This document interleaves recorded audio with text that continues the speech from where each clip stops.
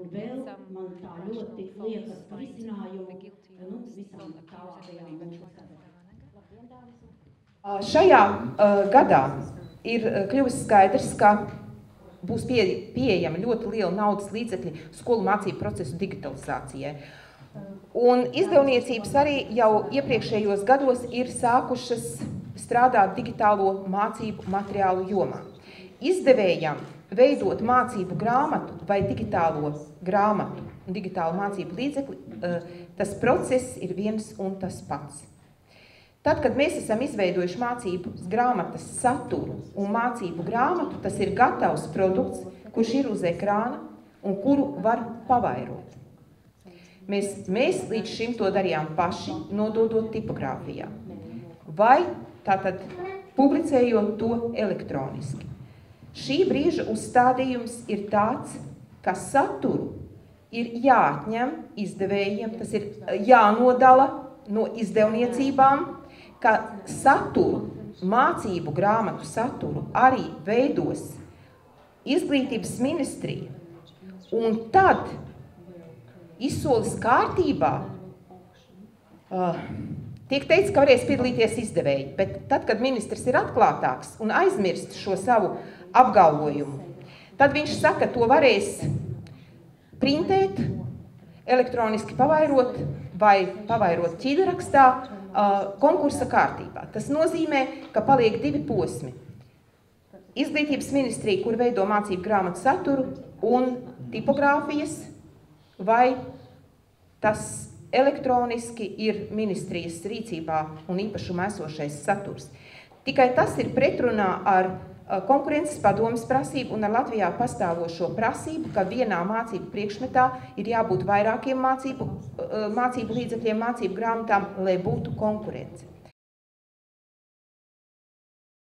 Vienmēr tad, kad tuvojas augusts, vienmēr visiem izdevējiem ir jānoklausās visādi pārmetumi par to, ka vecākiem ir jāņem naudiņa, ir jāiet uz veikalu, ir jāpērk izdevēja grāmatas. Bet ko es varu teikt no izdevēja pozīcijām? Pirmkārt, izdevēji ir jums sagādājuši piedāvājumu. Ko no šī piedāvājuma izvēlēties, to lems skolotājs, un to lems skolotājs kopā ar vecākiem. Otrkārt, izdevēji nekad nav spējuši un varējuši lemt par finansējumu piešķiršanu. Mēs esam dzīvojuši arī, es nemaldos, varbūt Vīmam palabos 62 centīmiem uz skolēnu. Esam dzīvojuši un esam izdzīvojuši. Tagad digitālie gudrinieki saka, dodiet mums 15-50 miljonus un mēs jūs uztaisīsim paradīzi.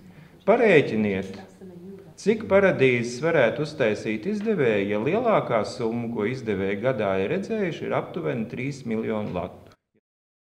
Nezinu, kāpēc Latvijā ir tāda ilūzija, ka mācību grāmata ir ļoti daudz un mācību grāmatas tiek nepārtraukti mainītas.